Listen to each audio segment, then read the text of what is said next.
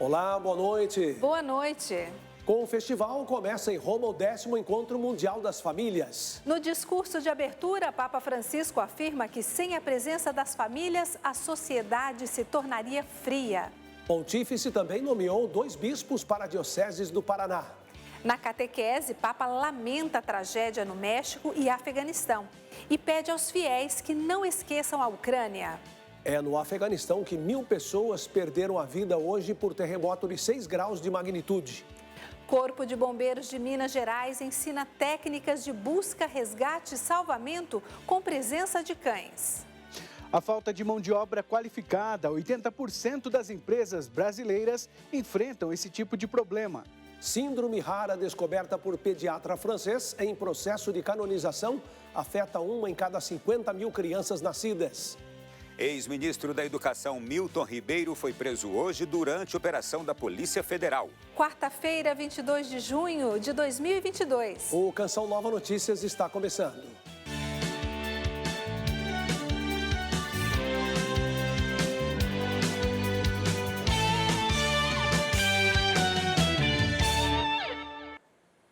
Começou hoje em Roma o 10º Encontro Mundial das Famílias. O Papa Francisco participou da abertura do evento. Em seu discurso, afirmou que sem a presença da família, a sociedade se tornaria fria e inabitável. De acordo com o Papa, cada família tem uma missão a cumprir no mundo, um testemunho a dar. O evento no Vaticano foi aberto com o Festival das Famílias. Já é possível sentir o perfume das famílias presentes em Roma. Os representantes das delegações mundiais preencheram toda a Sala Paulo VI para o evento de abertura, o Festival das Famílias com o Papa Francisco. A alegria, a música tradicional italiana e testemunhos marcaram um momento descontraído e familiar proposto pela Diocese de Roma. Entre eles, um casal que partilhou a dificuldade de ainda não haver contraído o sacramento do matrimônio e a falta de acolhimento por parte das comunidades quando decidiram batizar seus filhos. Também os pais da serva de Deus, Chiara Corbella Petrillo, falaram da importância da santidade e da serenidade na vida familiar. E uma numerosa família italiana partilhou o ato de acolherem refugiados da guerra em suas casas. Deram também sua contribuição uma família que viveu momentos difíceis de crise no matrimônio e uma esposa que perdeu o marido devido a um conflito político no continente africano.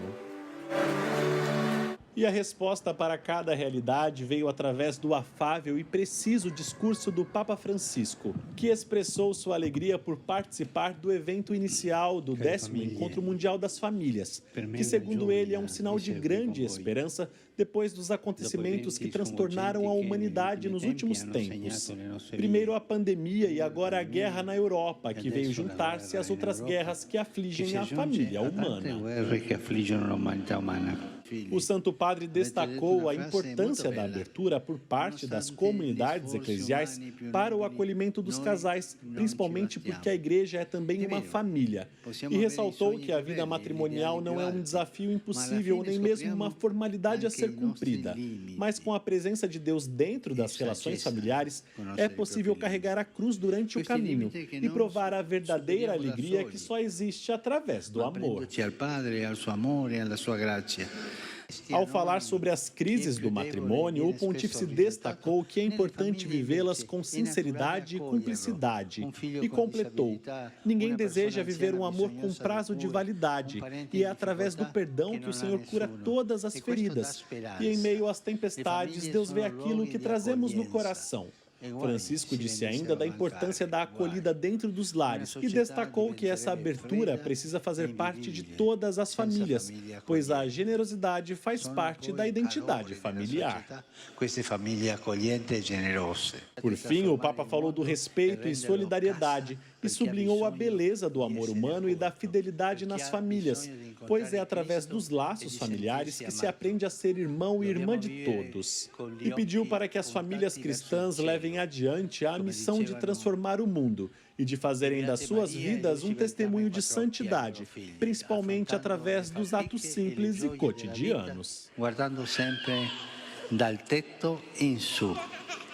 E após este belíssimo momento que abriu o 10º Encontro Mundial das Famílias, terá então início o Congresso Teológico Pastoral, onde as famílias, através de conferências e painéis, abordarão temas da atualidade, principalmente voltados ao sacramento do matrimônio e à educação dos filhos. Este momento contará também com a presença de famílias do Brasil. A gente espera que a gente possa cumprir bem a tarefa, né? Espera que a gente possa dar uma palavra, trazer um pouco da nossa partilha, da nossa vivência no Brasil, né? E é caminho de santidade. A santidade não é só para quem está num convento, como muitos pensam, mas, sobretudo, também para quem está vivendo a vida conjugal, a vida familiar, o dia a dia com os filhos. Isso tudo santifica. É um caminho que leva para o céu. Que bonito, hein? Em comunhão com o Papa Francisco, a Conferência Nacional dos Bispos do Brasil também promove a abertura do Encontro das Famílias. Nós vamos à terra da padroeira com o Emerson Tessigni, que traz mais informações para nós. Boa noite, jovem. Manso e humilde de coração. Oi, Reinaldo, boa noite para você, satisfação imensa, boa noite a todos os que acompanham o Canção Nova Notícias neste dia. Olha, a gente está muito feliz porque o Papa Francisco realizou um grande sonho de ver este encontro mundial das famílias sendo realizado em todas as dioceses do Brasil e do mundo. Este encontro que começou hoje mais cedo em Roma com o Papa Francisco está acontecendo ao longo de todo este dia nas dioceses do planeta e vai até o próximo domingo. Eu falo aqui direto da Basílica Histórica de Aparecida, no interior de São Paulo, onde a missa começou às 18 horas, missa de abertura a nível nacional deste encontro das famílias, que está sendo presidida pelo bispo de Rio Grande, no Rio Grande do Sul, Dom Ricardo Reppers. Inclusive, eu conversei com Dom Ricardo antes da celebração começar e ele deixou dicas de como nós podemos vivenciar da melhor maneira possível este encontro mundial das famílias. Vamos acompanhar. É importante que você se atualize e se insira na sua comunidade. Segundo, valorizar a pastoral familiar na sua diocese, na sua paróquia e se inserir em um dos setores, o pré-matrimonial, pós-matrimonial, casos especiais ou serviço à vida. E terceiro, comece na sua casa. A sua casa, o seu lar é o santuário da vida. Então, que todos possam, nessa semana, não ser só um evento, mas uma grande transformação familiar. Coloque Jesus no centro da sua casa. Estão aí, então, ótimas dicas do Dom Ricardo para vivenciarmos bem este tempo especial para a nossa igreja. Reinaldo, antes da gente encerrar, só duas últimas informações. Os bispos de todo o Brasil escreveram cartas sobre as famílias e estas cartas vão ser reunidas pela CNBB para a publicação de um livro. Eu mal posso esperar para ler e acredito que também todos os que nos acompanham. E um convite importante a todos os telespectadores. O Sistema Canção Nova de Comunicação acompanha de perto todos os movimentos do Encontro Mundial das Famílias lá em Roma. Você vai poder acompanhar pela TV, pelo rádio, pelo nosso site noticias.cançãonova.com e, é claro, no YouTube Canção Nova Play. Tudo estará disponível da melhor maneira possível para que nós possamos aproveitar bem este Encontro Mundial das Famílias. Jesus, Maria e José, nossa família, vossa é. Grande abraço, Reinaldo, eu volto com você aí no estúdio. Muito obrigado, boa noite para você, Emerson. Recado muito importante do Dom Ricardo, né? Começar em casa. Agora a gente muda de assunto para falar da prisão preventiva do ex-ministro da Educação, Milton Ribeiro. Vamos a Brasília, então, saber mais sobre esse assunto com Ronaldo da Silva. Cadê o Ronaldo? Ronaldo, boa noite para você, meu amigo. Olá, muito boa noite a você e boa noite a todos que nos assistem. O mandado de prisão foi expedido numa operação da Polícia Federal. Milton Ribeiro foi ministro entre julho de 2020 e março de 2022 e é investigado por corrupção e repasses informais de recursos públicos. O presidente Jair Bolsonaro comentou o caso. Um suposto esquema para a liberação de verba coordenado por 2 pastores sem cargos públicos que envolveu até suspeita de propina em ouro está no centro das denúncias que na manhã de hoje culminaram em uma operação da Polícia Federal que prendeu Milton Ribeiro, ex-ministro da Educação do governo Jair Bolsonaro.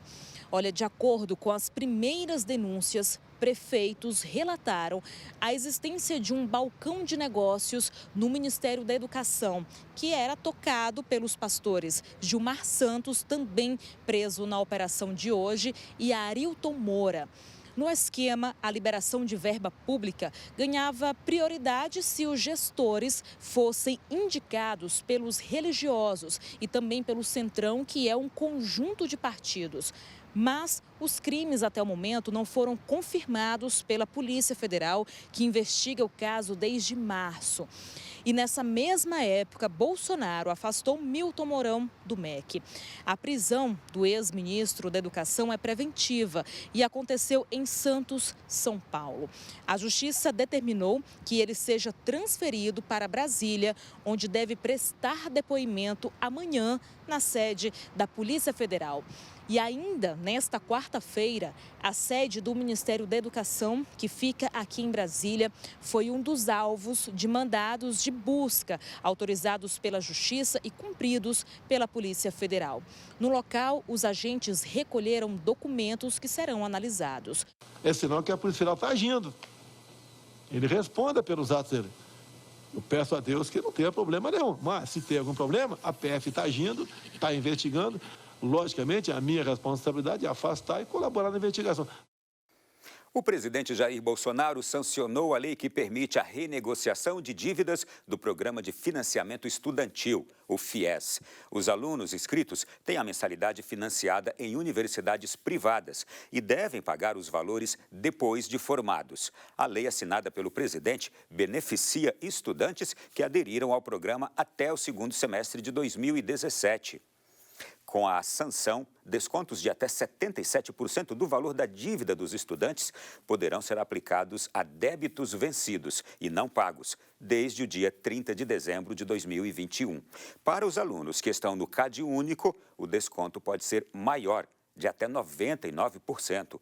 A lei foi publicada hoje no Diário Oficial da União.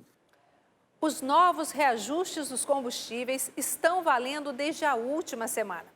O último reajuste do diesel foi em 10 de maio e a última alta no preço da gasolina havia sido em 11 de março. Ruim para quem depende exclusivamente do veículo para trabalhar e vê também os gastos aumentarem. Escolher qual viagem realizar não estava nos planos de Daiane. A preocupação é com o preço alto do combustível. A gente está dando preferências para as corridas locais dentro da cidade, né, onde a gente ande menos quilômetros, para que também a gente possa continuar prestando um serviço para a sociedade de qualidade. O reajuste fez o preço médio da gasolina para as distribuidoras passar de R$ 3,86 para R$ 4,06 por litro, alta de 5,18%. Já o diesel passa de R$ 4,91 para R$ 5,61 por litro, alta de 14,26%. O Rio de Janeiro é o estado mais caro do país. O valor nos postos chega a R$ 8,99. O Amapá é o mais barato, cerca de R$ 6,79. Aplicar um teto para os impostos é uma das medidas, mas a defasagem nos valores gera instabilidade para o futuro. No segundo semestre existe uma possibilidade de mudanças no preço do combustível. Se realmente as projeções indicarem e houver escassez, pela questão da oferta e procura, ele vai acabar subindo novamente. Com o aumento dos combustíveis, fica mais caro movimentar pessoas e cargas, gerando uma espécie de reação em cadeia. A vida do brasileiro fica cada vez mais difícil, principalmente a dos motoristas autônomos. E não está dando para manter a manutenção do caminhão em dia, cara. Como é que você mantém? Se um frete desse aqui dá R$ 3.000 de Taubaté para o Rio, chegar a 250 litros de óleo, foi R$ 2.000 de óleo. Eu tenho que pagar a comissão do menino trabalhar, eu tenho que tirar o pedágio de volta, só para o caminhão R$ 800. No fim do mês, a conta não fecha e muitos ficam pelo caminho. Tem amigo meu por aí que já mandou o motorista levar o caminhão embora e guardou o caminhão. Na verdade, a gente vai acabar quebrar trabalhando. Para aqueles que dependem exclusivamente do veículo para sustentar a família, o segredo é acreditar. A gente sabe que todo mundo precisa ganhar, né? E todo mundo precisa trabalhar e ter o seu dinheiro aí. Mas estou com bastante esperança, bastante confiança que vai melhorar. Tem que manter a esperança sempre, né? Mas tem mais aumento aí, porque a Agência Nacional de Energia Elétrica aprovou o reajuste nas taxas extras na conta de luz. Voltamos a Brasília, Ronaldo. Essa nota da ANEEL merece ser bem explicada. Não é uma preocupação para agora, porque estamos com a bandeira verde em vigor, mas alerta para a necessidade da economia de energia. O aumento vai ser aplicado em cima das demais bandeiras tarifárias e se deve à crise hídrica em 2021 e aos custos com a geração térmica por conta da alta nos combustíveis e da inflação. A bandeira verde é a única que segue sem cobrança adicional, portanto, neste momento, a conta de luz não vai aumentar. A maior alta será na vermelha, patamar 1, com aumento de 63,7%. Já a bandeira amarela vai subir 59,5% e a vermelha, patamar 2, aumentará 3,2%. Segundo a proposta aprovada pela ANEEL, o reajuste vai valer de 1º de julho a meados de 2023. A expectativa é de que a bandeira verde, portanto sem custo adicional, fique em vigor até o fim deste ano. E hoje foi aberto o Fórum Econômico dos BRICS, grupo que reúne o Brasil e mais 5 países com a economia em desenvolvimento.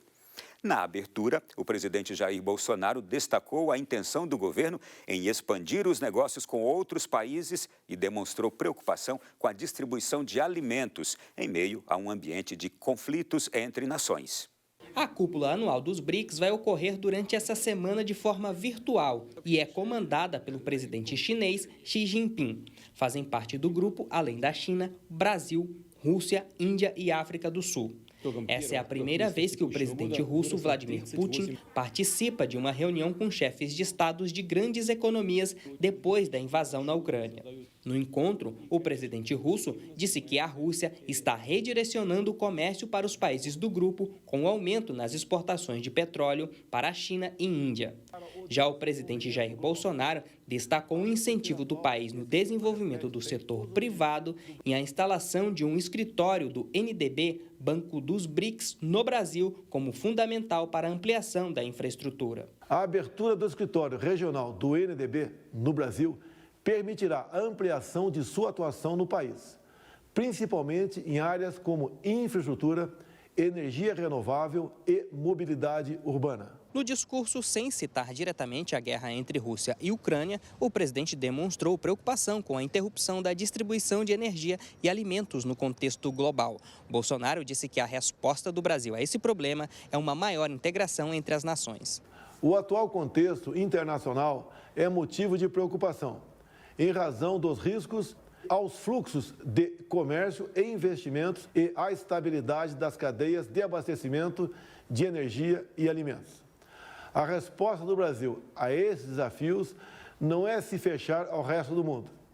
Pelo contrário, temos procurado aprofundar nossa integração econômica. Por fim, o presidente do Brasil disse que o país está comprometido na tarefa de se consolidar como polo seguro de investimentos. Uma das etapas desse processo é o cumprimento das metas estabelecidas para ingresso no grupo de economias da Organização para a Cooperação e Desenvolvimento Econômico, OCDE.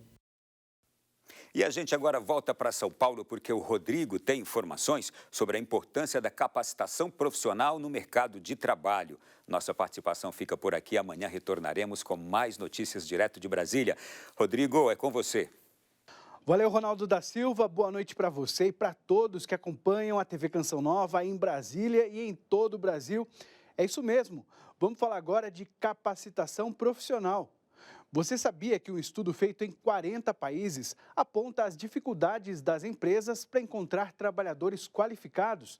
Aqui no Brasil, 8 em cada 10 empregadores enfrentam esse desafio. No país com mais de 11 milhões de desempregados, investir em qualificação pode ser o início de um caminho de volta ao mercado de trabalho. No Centro de Apoio ao Trabalho, Emprego e Empreendedorismo de São Paulo, 1.000 vagas estão sendo ofertadas. Tem oportunidade no comércio, saúde, serviços e construção civil. Candidatos podem se inscrever pela internet ou presencial. Israel veio em busca de uma vaga de açougueiro. Só que um dos testes é feito pelo computador, habilidade que ele não tem. Aí se eu tivesse sabesse mexer no computador, aí eu já estava empregada, né? Não ficar parado de jeito nenhum. Ficar em casa é a mesma coisa que está doente, né? Ele vai ser encaminhado a outras oportunidades. Vagas surgem toda semana. As vagas elas têm uma rotatividade muito alta, elas são preenchidas, mas às vezes a gente tem uma dificuldade, às vezes por vagas mais específicas. Quando o empregador ele exige uma qualificação, que tem ali alguma necessidade de uma habilidade específica. O desafio das empresas que estão selecionando candidatos aqui é o mesmo de muitos empregadores Brasil afora. As vagas existem, mas falta mão de obra qualificada. 80% das empresas brasileiras enfrentam essa realidade. Um estudo feito com 40 mil empregadores em 40 países, incluindo o Brasil, revelou que esse é um desafio global. 3 em cada 4 empregadores passam por dificuldades na busca por talentos. A escassez de mão de obra ocorre nas áreas de tecnologia, atendimento ao cliente, logística e operações, administração e apoio ao escritório. Então, a importância da pessoa se qualificar para que ela possa não só atender as oportunidades que são mais simples, mas também essas oportunidades que têm uma exigência de maior qualificação e, consecutivamente, também tem uma remuneração maior. Tiago tem experiência e vários cursos técnicos, requisitos que abrem portas para o trabalho de estoquista que ele procura. Então, a esperança é boa. Fé em Deus que vai dar tudo certo. Para mim e para quem veio fazer, né? A terra tremeu hoje no Afeganistão e provocou a morte de cerca de 1.000 pessoas. O terremoto de 6,1 graus na escala Richter foi no sudeste do país, perto da fronteira com o Paquistão. A província de Paktika foi a mais afetada. Helicópteros foram utilizados no resgate de feridos e no transporte de suprimentos, médicos e alimentos. O tremor é o mais grave desde 2002, quando 2 terremotos balançaram a região e provocaram a morte de outras 1.100 pessoas. O Papa manifestou pesar e proximidade aos afegãos com orações. Os cães podem ser mais do que animais de estimação. Algumas raças têm a função de ajudar a salvar vidas. Em Minas Gerais, começou no último mês o curso de busca, resgate e salvamento com cães do Corpo de Bombeiros do Estado. Basta sentir o cheiro e pouco tempo depois o cão consegue encontrar o militar escondido na mata. A simulação faz parte do curso, que tem como objetivo formar e aprimorar a capacidade técnica dos militares. Durante a formação, que tem duração de 4 semanas, o militar precisa se especializar nas atividades de sinotecnia. Ele tem que entender de psicologia canina, de etologia canina, de como funciona o comportamento do cão. Ele tem que ter a mão para conseguir corrigir o cão de maneira sem ser punitiva. Para os cães, o aprendizado tem início quando ainda são filhotes. Desde pequenos, eles começam a processar os comandos e, no tempo certo, passam a compor a equipe de busca. Porque é nesse momento que tem a janela social, onde a gente vai apresentar o mundo para o cão de forma positiva. A gente vai evitar que ele tenha medos, que ele tenha traumas e que ele fique ávido pelo trabalho. Com um treinamento adequado de ambas as partes, os cães podem ser utilizados em várias técnicas de busca e salvamento terrestre. Hoje nós trabalhamos com 4 modalidades de cães. Os cães que buscam por odor específico, na modalidade de man-trailing. Os cães que buscam por restos mortais. Os cães que buscam por pessoas vivas em matas, na parte rural, e os cães que buscam, que a gente chama de busca urbana, que seria na parte dos escombros ou soterramentos. Esse trabalho em conjunto faz toda a diferença nas situações reais de salvamento. Esse aqui, por exemplo, é o Bono, que foi fundamental durante as buscas em Pernambuco e Petrópolis. Exemplo de Pernambuco, se nós fôssemos fazer as escavações manuais em toda a área deslizada, era um processo que duraria meses. E o cão ele direciona a equipe nos pontos de interesse, nos prováveis pontos onde existe uma probabilidade maior dessa vítima ser encontrada. O treinamento é referência no país e tem sido bem avaliado pelos alunos. A experiência no curso é muito boa, né? A gente vem aqui para aprender, filtrar, adquirir informação e colocar em prática lá no nosso serviço. Para os cãezinhos, tudo não passa de uma brincadeira. O cão acredita que o condutor dele escondeu algo naquele cenário ali e para ele ganhar o brinquedo dele, ele tem que encontrar.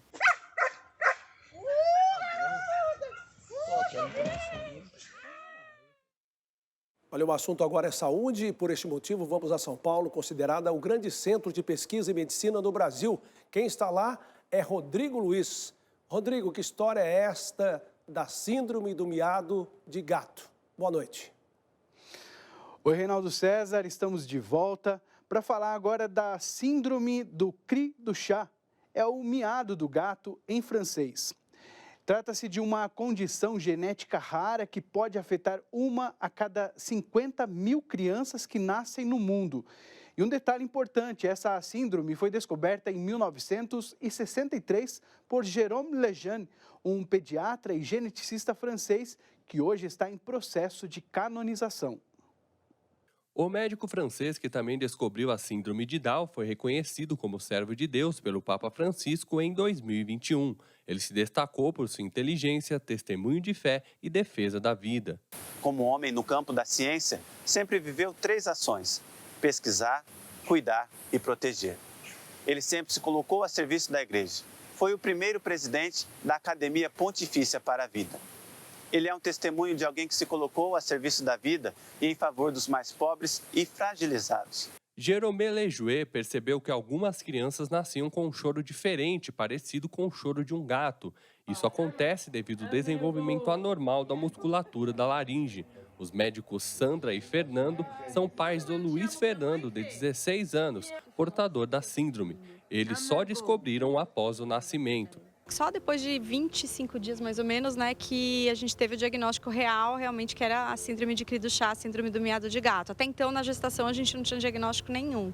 Pela falta de pesquisas no Brasil sobre a doença, o casal teve que aprender a lidar com a situação, pois todas as informações encontradas eram pessimistas. A gente buscou primeiro um neuropediatra, que seguiu ele a vida toda. Aí ele começou a fazer uma sequência de estímulos para poder se desenvolver. Terapia ocupacional, fono, físio. Para que outros pais não sofram com a falta de informação, os médicos Sandra e Fernando se uniram a outros especialistas e resolveram escrever um livro sobre a cri do chat. É um livro escrito por muitas mãos, então a gente chamou as pessoas que tiveram mais importância na vida dele. Então tem uma parte do livro que é eminentemente técnica, para os profissionais de saúde mesmo se apegarem para poder tratar uma pessoa com cri do chat, e uma outra parte destinada às famílias, e então é de acolhimento mesmo. A obra também aborda outros tipos de necessidades especiais e conta com uma parte lúdica para as crianças. A intenção do casal é distribuir um exemplar para cada família de portador da cri do chat, visando propagar o conhecimento e a esperança. A gente espera poder estar contribuindo aí para os pais, os novos pais aí, que venham passar pelo que a gente passou. Então, acho que a ideia é isso, expandir também o recado do livro para outras famílias também que estão nessa luta por outras doenças. Que interessante, não é mesmo? E assim a gente encerra a nossa participação aqui de São Paulo. E para não perder o costume, eu te lembro que amanhã tem o CN Notícias, edição da manhã, logo depois do programa Sorrindo para a Vida. Fiquem com Deus, boa noite a todos. Volto com vocês em Cachoeira Paulista, Adriana, Reinaldo. Vamos então chamar a previsão do tempo com Yara Naíris. Olá, Adriana, boa noite para você também, boa noite para o Reinaldo e a você que acompanha o Canção Nova Notícias. A instabilidade que vimos hoje no sul se estende para amanhã, deixando o estado gaúcho e o sul de Santa Catarina com grandes acumulados de chuva que atinge os 36 milímetros. E a chuva mais forte gera alerta no leste nordestino, desde Sergipe até Pernambuco, com acumulados que chegam aos 56 milímetros em Pernambuco e 64 em Alagoas, com possibilidade de mais episódios de alagamentos e enchentes. Nas outras regiões também vai chover. Nestas áreas em azul, chuva mais fraca e sem risco de transtornos. Agora, aquele friozinho de inverno ainda não será sentido. O interior do país permanece sob a influência da massa de ar seco, que mantém a umidade do ar bem baixa. Em Mato Grosso, a umidade chega aos 13% e 12% em Goiás, nível que exige atenção por parte dos moradores da região. O calor à tarde chegará aos 35 graus em Cuiabá, 31 em Campo Grande e em Goiânia. Aqui no Sudeste, tempo agradável, máxima de 28 graus em São Paulo e 27 em Belo Horizonte. Essas são as informações de hoje. Volto com vocês, Reinaldo e Adriana. Obrigada, Yara. E os moradores de Recife já estão em alerta por causa das chuvas. No fim da tarde de hoje, um temporal alagou vários pontos da Grande Recife. As imagens que nós vamos ver agora são do bairro Tamarineira, feitas por Ana Maria Ferreira da Silva. Os pedestres tiveram muita dificuldade em passar pelo local. Há registros, inclusive, de deslizamentos na região metropolitana. Nós estamos no inverno, a estação mais fria do ano, que exige cuidados e atenção. Veja a reportagem agora. O início do inverno sempre requer cuidados redobrados com a saúde, especialmente por causa do aumento de doenças respiratórias. Como, por exemplo, bronquite, sinusite, conjuntivite, associado às viroses. Nessa hora, não faltam estratégias para cuidar da saúde. Eu agasalho ele bem. De noite eu faço um chá para ele dormir. E agasalho ele bem na parte da manhã, à noite. De preferência, eu tomo meu banho mais cedo, não fico saindo à noite. Só que a estação mais fria do ano exige atenção não apenas para as doenças respiratórias, mas também para as cardiovasculares. Isso porque, segundo o Instituto Nacional de Cardiologia, no inverno, o número de infartos cresce em média 30% e o de AVC, 20%. No inverno, as artérias, elas fecham, ela faz a vasoconstrição para poder aquecer o organismo.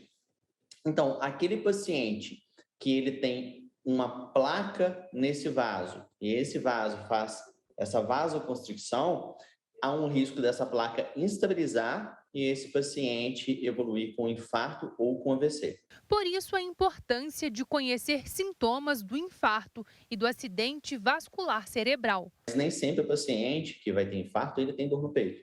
Às vezes, ele vai evoluir com mal-estar geral, falta de ar, suor, fraqueza, enjoo. Em relação ao AVC, aquele paciente que está tendo uma alteração de força motora, formigamento em alguma parte do corpo. Pessoas com comorbidades devem redobrar a atenção nesta época, mas não só elas. O cuidado com a saúde é a palavra de ordem para todos neste inverno. Além disso, lembrar que o inverno aumenta a fome, por causa que o nosso organismo precisa de caloria para ele se aquecer. Então, ter esse conhecimento é importante para evitar alimentos ricos em açúcar, em gorduras.